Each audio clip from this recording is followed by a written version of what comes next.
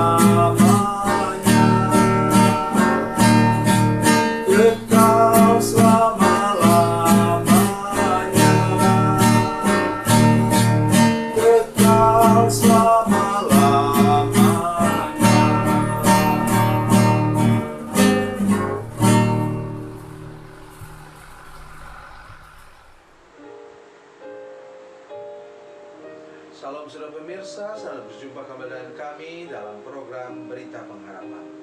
Saya Pendeta Samuel Jalil, malam ini ingin mengunjungi saudara-saudara sekalian, memberikan kepada kita keteguhan hati. Kalau kita sungguh-sungguh ikut Tuhan, Tuhan akan memperhatikan hidup kita. Sebelum mendengarkan firman Tuhan, mari kita berdoa. Bapa, dalam nama Yesus kami menyerahkan hidup kami ke dalam tangan Tuhan. Berkati kami dengan firman Tuhan malam hari ini. Teguhkan hati kami bahwa kalau kami sungguh-sungguh mencari Tuhan, hidup berkenan kepadamu, maka Tuhan pasti memelihara hidup kami dengan sempurna. Terima kasih Tuhan, terpujilah namamu. Dalam nama Yesus, haleluya, amin. Mari saudara sekalian, kita membaca firman Tuhan dari Perjanjian Baru. Perjanjian Baru, Injil Matius pasalnya yang ketiga, ayatnya yang keempat. Injil Matius pasal 3, ayat yang keempat. Matius pasal 3 ayat 4, demikian bunyi firman Tuhan. Yohanes memakai jubah bulu unta dan ikat pinggang kulit, dan makanannya belalang dan madu hutan. Amin. Ini Yohanes yang mana? Inilah Yohanes Pembaptis. Dia lahir sebagai anak perjanjian daripada Tuhan. Anak seorang imam, namanya Imam Zakaria. Ibunya adalah Ibu Elizabeth, atau boleh katakan ini opa dengan oma sudah mempunyai anak, dan anak itu namanya Yohanes Pembaptis. Ia lebih tua 6 bulan dari Tuhan Yesus. Saudara sekalian, ia Tuhan utus ke dalam dunia ini untuk menjadi pendahulu jalan, pembuka jalan untuk Tuhan Yesus. Karena itu dia disebut Yohanes Pembaptis, karena membaptis orang, menyiapkan hati orang untuk menerima Yesus.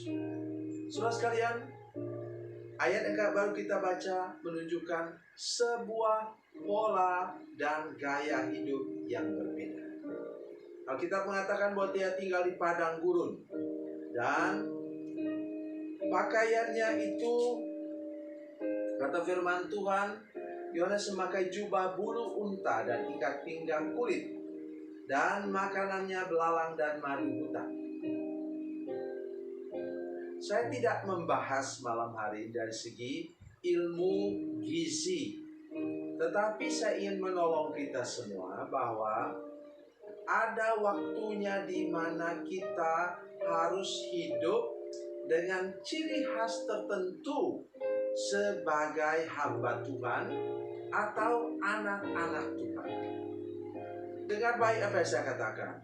Kita tidak boleh menjadi sama dengan dunia ini. Mari kita baca firman Tuhan dengan jelas dari Roma pasal 12 ayat 1 dan ayat 2. Roma pasal 12 ayat 1 dan ayat 2. Demikian bunyi firman Tuhan. Karena itu saudara-saudara, demi kemurahan Allah aku menasihatkan kamu supaya kamu mempersembahkan tubuhmu sebagai persembahan yang hidup, yang kudus dan yang berkenan kepada Allah. Itu adalah ibadahmu yang sejati. Janganlah kamu menjadi serupa dengan dunia ini, tetapi berubahlah oleh pembaharuan budimu, sehingga kamu dapat membedakan manakah kehendak Allah, apa yang baik, yang berkenan kepada Allah, dan yang sempurna. Amin. Saudara sekalian, saya menolong kita sebentar. Mempersembahkan seluruh hidup kita kepada Tuhan, tubuh yang hidup kepada Tuhan, akan menghasilkan perubahan. Tadi dalam terjemahan bahasa yang lain disebut itu change your mind. Mind itu menyangkut pikiran dan perasaan kita, menyangkut otak dan hati kita. Jadi kalau begitu perubahan harus mulai dari mana? Dari mindset, cara berpikir kita. Kemudian apa? Keluar kepada etika dan moral kita. Terus lagi kemana? Kepada pola dan gaya hidup kita. Terus lagi kemana? Tutur kata dan tingkah laku. Yohanes Pembaptis, Tuhan program sedemikian rupa, dan ia taat kepada kehendak Tuhan, sehingga semuanya mulai dari mindsetnya kepada etika dan moral, pola dan gaya hidup, sampai tutur kata dan tingkah laku, semuanya punya ciri khas.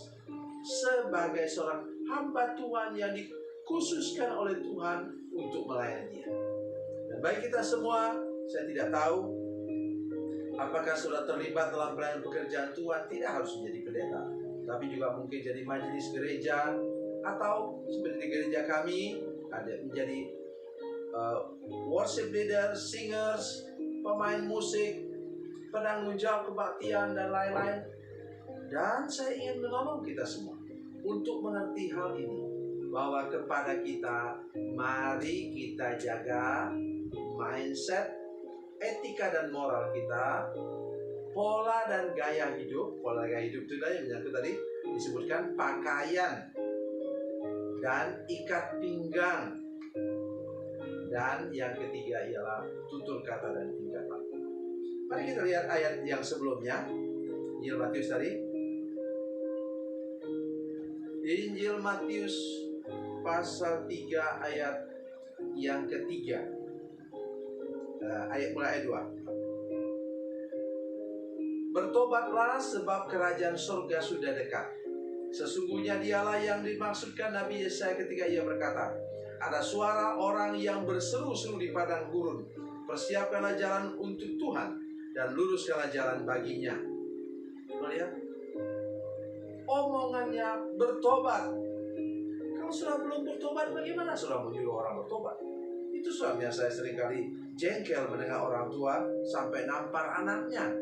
Karena anak masih kelas 6 SD, sudah mulai merokok. Anaknya ditampar. Mengapa begitu? Saudara sekalian, anak itu membantah bapaknya. Ya, saya berhenti merokok kalau bapak berhenti merokok, dihajar anak. Patutkah itu terjadi pada orang Kristen? Saya kira tidak patut. Mari kita lihat di sini. Dari mindsetnya turun sampai kepada tutur katanya. Dia berseru-seru di padang gurun kata firman Tuhan. Bertobatlah sebab kerajaan surga sudah dekat. Yesus sudah datang, sebentar lagi dia menampakkan dirinya. Dan kemudian apa katanya? Ia berseru-seru, persiapkanlah jalan untuk Tuhan, luruskanlah jalan baginya. Dalam teks yang lain disebutkan, setiap lembah akan ditimbun, yang berjalan berbelok-belok diluruskan. Itu sebabnya di gereja kami kan punya istilah apa? Hiduplah tulus, lurus, dan kudus di hadapan. Kenapa demikian? Supaya hidup kita seperti jalan yang sudah dibereskan. Dan di jalan itu Tuhan bisa memberikan kepada kita berkat dan mujizatnya. Jadi karena itu saudara-saudara sekalian, pada malam hari ini saya mengajak kita semua, jaga baik hidup kita, etika dan mindset kita, etika dan moral kita, pola gaya hidup kita, dan juga tutur kata dan tingkah laku kita, supaya kita bisa menjadi berkat bagi orang lain, dan diri kita sendiri tahu bahwa di depan sana Tuhan sudah siapkan segala berkat yang terbaik untuk hidup kita. Tuhan Yesus memberkati, Tuhan Yesus baik. Mari kita berdoa. Bapa, dalam nama Yesus kami datang kepadamu Tuhan, bawa hidup kami, buat mujizat-Mu malam hari ini di hati semua pemirsa, di seluruh jemaat kami, supaya kami betul-betul menjadi orang yang berubah, tidak mau lagi hidup duniawi, tapi kami hidup sebagai seorang anak Tuhan, apalagi hamba Tuhan yang betul-betul berkenan kepada Tuhan, dengan ciri khas kami yang selalu mengedepankan pola gaya hidup, tutur kata tingkah laku sesuai dengan firman. Terima kasih Tuhan, kami percaya di depan sana Tuhan sedang siapkan berkat terbaik untuk kami, karena kami menjaga diri kami sesuai dengan firman. Dalam nama Yesus, haleluya, amin.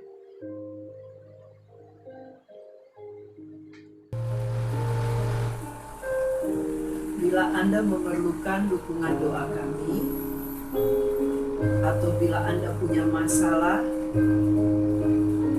yang ingin didoakan, silakan menghubungi